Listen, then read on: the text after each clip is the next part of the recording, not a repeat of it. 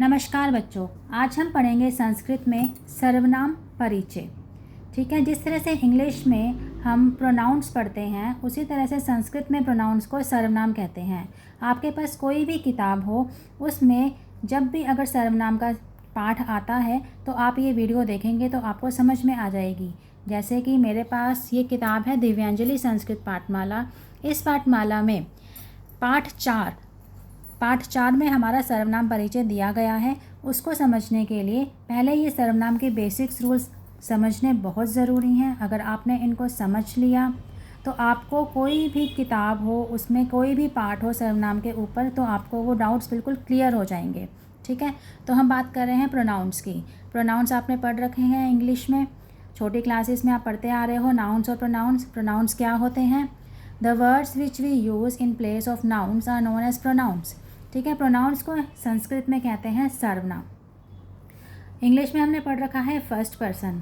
First person में आता है I family, I, my, me, we, our, us. ठीक है, संस्कृत में उसको कहते हैं, उसके लिए हम इस्तेमाल करते हैं अस्मद शब्द रूप। सेकंड पर्सन में आता है यू, योर, योर्स, तो उसके लिए हम संस्कृत में यूज़ करते हैं युष्मत शब्द रूप। थर्ड पर्सन में आता है ही, शी, दैट, इट, दिस, उसके लिए हम संस्कृत में यूज़ करते हैं तत् शब्द रूप और एतत् शब्द रूप। ठीक है, आपको पता होना चाहिए first person, second person, third person क्या होता है। ये मैंने अपने पहले वीडियो में भी बता रखा है, मैं एक बार और रिपीट कर देती हूँ। जब मैं किसी के बारे में बात कर रही होती हूँ, जैसे मैं किसी से बात कर रही हूँ किसी थर्ड पर्सन के बारे में, जैसे कि फॉर एग्ज़ाम्पल मैंने बोला कि रमा क्या तुम्हें पता है कल लता स्कूल नहीं आएगी, तो बोलने वाला कौन है? मैं हूँ, तो मैं हो गई फर्स्ट पर्सन। मैं किससे बात कर रही हूँ? मैं रमा से बात कर रही हूँ, तो रमा हो गई सेकंड पर्सन। मैं किसके बारे में बात कर रही हूँ? मैं लता के बारे में बात कर रही हूँ, तो मैं लता हो गई थर्ड पर्सन। ठीक है, इस तरह से संस्कृत में होता है ये फर्स्ट पर्सन, सेकंड पर्सन और थर्ड पर्सन। थर्ड पर्सन में तत् और एतत् दोनों आते हैं। तत् मतलब वह और एतत् मतलब यह। अब हम बात करेंगे हमारे थर्ड पर्सन की। थर्ड पर्सन जिसमें आता है यह और वह, यानी कि तत् और एतत्। तो सबसे पहले हम पढ़ रहे हैं वह के लिए हमें तत् शब्द रूप आने चाहिए। ठीक है, अब हम जब वह की बात करते हैं, अगर हम पुल्लिंग की बात कर रहे हैं, हम किसी लड़के की बात कर रहे हैं तो हम बोलते हैं कि वह एक लड़का है, तो हम वहाँ पर क्या लगाते हैं? ही। तो संस्कृत में लड़के के लिए अगर वो एक जना है, एक बच्चा है, तो हम लगाएंगे सह। अगर हम लड़की की बात करते हैं तो हम कहते हैं वह लड़की है, तो हम इंग्लिश में क्या बोलेंगे? She is a girl. तो इंग्लिश में शी लगाते हैं तो संस्कृत में शी के लिए सा लगाते हैं। अगर हम कहें कि वह एक एरोप्लेन है तो हम क्या कहेंगे? That is an aeroplane. तो संस्कृत में दैट के लिए, दैट मतलब वह के लिए हम तत् लगाते हैं। ठीक है, ये तो हो गया एक वचन की, हम एक जने की बात कर रहे हैं। अगर हम दो लड़कों की बात कर रहे हैं कि वे दो लड़के हैं तो हम लगाएंगे तऊ। वे सब लड़के हैं तो हम लगाएंगे ते। अगर हम लड़कियों की बात कर रहे हैं कि वे दो लड़कियां हैं तो ते। वे सब लड़कियां हैं तो तानी। वे दो एरोप्लेन हैं तो ते। वे सब एरोप्लेन हैं तो तानी। ठीक है, इसलिए वह जब एक जने की बात हो रही है, एक पुल्लिंग की बात हो रही है तो सह, स्त्रीलिंग की बात हो रही है तो सा, नपुंसक लिंग की बात हो रही है तो तत्। वे दो की बात हो रही हैं और पुल्लिंग है तो तऊ, स्त्रीलिंग है तो ते, नपुंसक लिंग है तो ते। वे सब की बात हो रही है, पुल्लिंग है तो ते, स्त्रीलिंग है तो तानी, नपुंसक लिंग है तो तानी। ठीक है, तो आपको इसको कैसे याद करना है? सह तऊ ते, सा ते तानी, तत् ते तानी। ठीक है, इस तरह से आप इन तीनों लाइनों को अगर 5 से 6 बार प्रोनाउंस करेंगे तो आपको ये याद हो जाएंगे। याद करना ज़रूरी है। याद करने के साथ साथ उससे ज़्यादा ज़रूरी है इनको समझना कि कब मुझे सह लगाना है, कब मुझे तऊ लगाना है, कब मुझे ते लगाना है, कब मुझे सा लगाना है। ठीक है, तो ये आपको समझ में आ जाना चाहिए। अब हम बात करते हैं यह के लिए हम यूज़ करते हैं एतत् शब्द रूप। ठीक है, इसमें भी होते हैं पुल्लिंग, स्त्रीलिंग, नपुंसकलिंग, एक वचन, द्विवचन और बहुवचन। जब हम एक लड़के की बात कर रहे हैं हम कहते हैं कि यह एक लड़का है, ठीक है। तो यह के लिए हम लगाएंगे एषः। ये 2 लड़के हैं, जब 2 जनों की बात कर रहे हैं और ये 2 बोल रहे हैं हम, ये 2 और लड़के हैं तो एतौ। ये सब लड़के हैं, सब की बात कर रहे हैं, हमारे सेंटेंस में आ रहा है ये सब और पुल्लिंग आ रहा है तो हम लगाएंगे एते। यह लड़की है, एक वचन की बात कर रहे हैं तो एषा स्त्रीलिंग। ये 2 लड़कियां हैं, स्त्रीलिंग की बात कर रहे हैं, 2 जनों की बात कर रहे हैं तो एते। ये सब लड़कियां हैं, स्त्रीलिंग की बात कर रहे हैं और बहुत सारी बहुवचन की बात कर रहे हैं तो एतः। यह एरोप्लेन है, एक जने की बात कर रहे हैं, नपुंसकलिंग की बात कर रहे हैं तो एतत्। ये 2 एरोप्लेन हैं तो एते। ये सब एरोप्लेन हैं तो एतानि। ठीक है, ये सारे हमारे क्या हैं, सर्वनाम हैं। ये सारे हमारे प्रोनाउंस हैं जो आप सेंटेंस की स्टार्टिंग में लगाते हैं। जैसे इंग्लिश में यह, वह, ही, शी, इट यूज़ करते हैं, तो संस्कृत में हम क्या यूज़ करते हैं, ये सब वो हम चीज़ पढ़ रहे हैं। अब यह एक और होता है, वो होता है अयम। अयम, इमौ, इमे। अच्छा, आप इसको कैसे प्रोनाउंस करेंगे, इसको हम कैसे प्रोनाउंस करेंगे, कैसे याद करेंगे? एषः, एतौ, एते, एषा, एते, एतः, एतत्, एते, एतानि। इसको अभी आप 4 से 5 पर प्रोनाउंस करेंगे तो आपको ये याद हो जाएगा और समझ में आ जाएगा।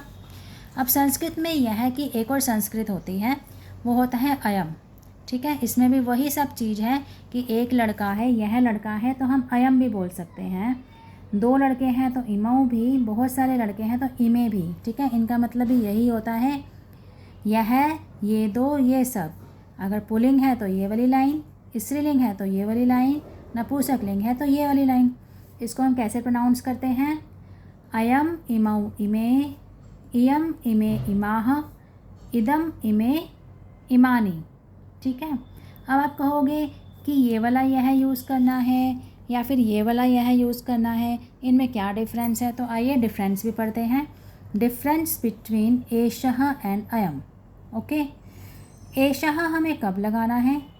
जो पास में तो है परंतु बिल्कुल पास में ना हो। देखो, दोनों का मतलब क्या है? यह। जब कोई चीज़ हमारे पास में होती है तो हम यह बोलते हैं ना कि यह मेरी किताब है। अगर वो चीज़ मेरे बहुत पास है, बिल्कुल पास है, तो हम अयम के यूज़ करेंगे, ये वाले हम शब्द रूप यूज़ करेंगे। और अगर मेरे पास कोई चीज़ है, वो मेरे पास तो है लेकिन इतनी भी पास नहीं है, तो हम एषः का यूज़ करेंगे। जब हम किसी चीज़ की तरफ संकेत करके बोल रहे हैं कि यह मेरा पेन है, यह मेरी किताब है, तो हम एषः का यूज़ करते हैं। और ज़्यादातर संस्कृत में यही वाले शब्द रूपों का यूज़ होता है अगर हमारे सेंटेंस में यह आ रहा है।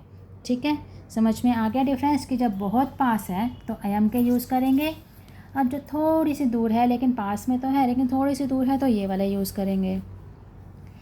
अब हम आते हैं सेकंड पर्सन की तरफ। ठीक है, हमने थर्ड पर्सन पढ़ लिया। थर्ड पर्सन में पुल्लिंग, स्त्रीलिंग, नपुंसकलिंग तीनों चीज़ होती हैं। अब हम बात कर रहे हैं सेकंड पर्सन। सेकंड पर्सन मतलब कि तुम। संस्कृत में तुम के लिए हम यूज़ करते हैं युष्मत शब्द रूप। एक बात ध्यान देने की है कि सेकंड पर्सन हो या फिर फर्स्ट पर्सन हो, दोनों में ही हमारे पुल्लिंग, स्त्रीलिंग और नपुंसकलिंग तीनों के लिए सेम शब्द रूप यूज़ होते हैं। ठीक है, एक वचन, द्विवचन, बहुवचन ये तो अलग अलग हैं ही, लेकिन पुल्लिंग के लिए भी यही यूज़ होंगे, स्त्रीलिंग के लिए भी यही यूज़ होंगे और नपुंसक के लिए भी यही यूज़ होंगे। तो आओ पढ़ते हैं। तुम, जब हम बोलते हैं कि तुम लड़के हो। ठीक है, तो एक जने की बात कर रहे हैं, पुल्लिंग की बात कर रहे हैं, तो वहाँ तुम के लिए आ जाएगा त्वम। जब हम बोलेंगे तुम दोनों लड़के हो तो वहाँ हम लिखेंगे युवाम। तुम सब लड़के हो तो वहाँ हम लिखेंगे यूयम। और यही बात अगर हम स्त्रीलिंग की करते हैं कि तुम लड़की हो तो वहाँ पर हम लगाएंगे त्वम। तुम 2 लड़की हो तब भी हम युवाम लगाएंगे। तुम सब लड़की हो तो भी हम यूयम लगाएंगे। जैसे कि मैंने अभी बताया कि सेकंड पर्सन हो या फर्स्ट पर्सन हो, सबके लिए पुल्लिंग, स्त्रीलिंग, नपुंसकलिंग सब एक जैसा होता है। ठीक है, अब हम बात करते हैं अपने फर्स्ट पर्सन की। फर्स्ट पर्सन में आता है मैं के लिए हम इस्तेमाल करते हैं अस्मत् शब्द रूप। अब इसके अंदर क्या होता है? मैं, जैसे मैं अपनी बात करूं कि मैं एक लड़की हूं तो उसके लिए आ जाएगा अहम। हम 2 लड़कियां हैं, आवाम। हम सब लड़कियां हैं, वयम। इसी तरह से लड़के के लिए करें, मैं लड़का हूँ तो भी अहम, हम 2 लड़के हैं तो भी आवाम, हम सब लड़के हैं तो भी वयम। तो सेम आएंगे बिल्कुल, ठीक है। तो ये हो गया हमारा फर्स्ट पर्सन, सेकंड पर्सन और थर्ड पर्सन। अब हम आते हैं अपने क्या और कौन पर। अब हमारे जो प्रोनाउंस होते हैं उसमें हमारे क्वेश्चन वाले सेंटेंसेस आते हैं जिसमें हम क्या कौन यूज़ करते हैं ना। इसी तरह से फिर संस्कृत में हम क्या यूज़ करें वट और हु के लिए, तो वहाँ पर आते हैं कह के शब्द रूप, किम शब्द रूप, ठीक है।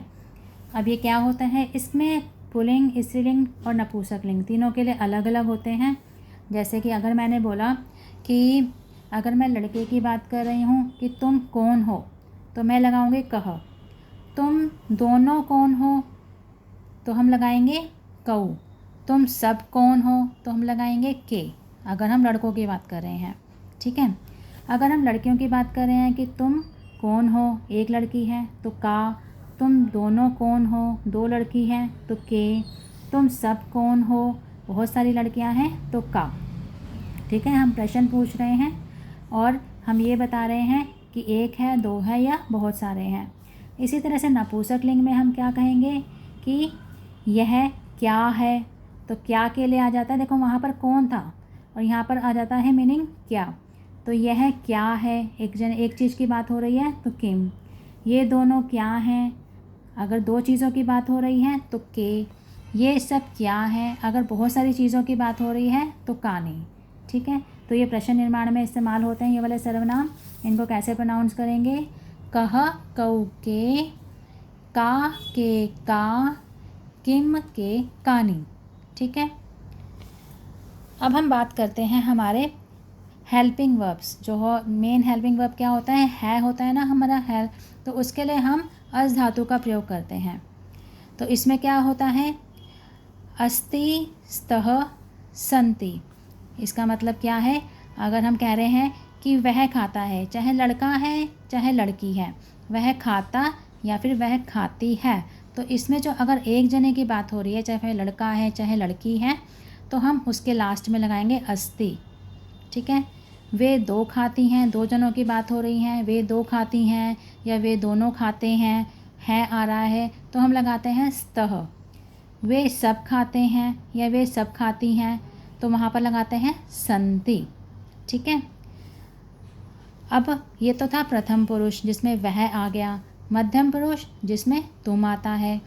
तुम खाते हो, एक जने की बात हो रही है, मध्यम पुरुष है, तो उसमें हो के लिए आता है असी, ठीक है। असी ये जब हमने धातु रूप पढ़े थे तो हमने कहा था ना, पठती, पठतः, पठन्ति, पठसी। देखो ये पठसी उसी से आया है, पठसी पठत,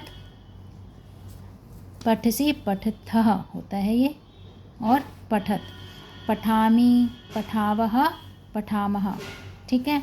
तो अगर यहाँ पर आएगा कि तुम खाते हो, तो खाने की संस्कृत क्या होती है, खादः, और तुम की संस्कृत क्या होती है, त्वम। तो क्या हम बनाएंगे इसको सेंटेंस को, त्वम खादसी, ठीक है, तुम खाते हो। तुम दोनों खाते हो, तुम दोनों की संस्कृत अभी मैंने बताई थी ना। तुम दोनों के लिए हम क्या लगाते हैं, युवाम, और तुम सब के लिए क्या लगाते हैं, यूयम।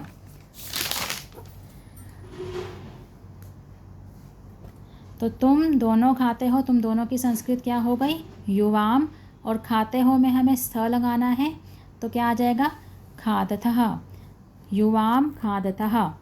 तुम सब खाते हो, यूयम खादत, ठीक है। इस तरह से सेंटेंस का निर्माण होता है। अगर आपको सारी धातुएं आती हैं, आपको सारे सर्वनाम आते हैं, तो आपके लिए सेंटेंस बनाना बहुत ही इजी है। अब मैं खाता हूँ, तो मैं की संस्कृत क्या होती है, अहम।